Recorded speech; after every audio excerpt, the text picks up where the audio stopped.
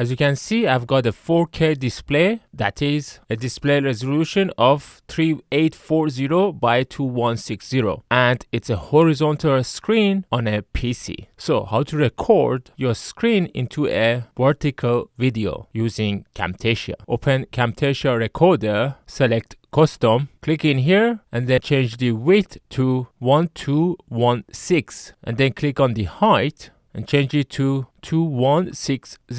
This highlighted area is a vertical recording area. If you click and hold with your mouse left button in here, then you can drag it anywhere you want. And now you can adjust any program you want to record, for example, this browser, to fit this highlighted area. And now click on record to start recording this area.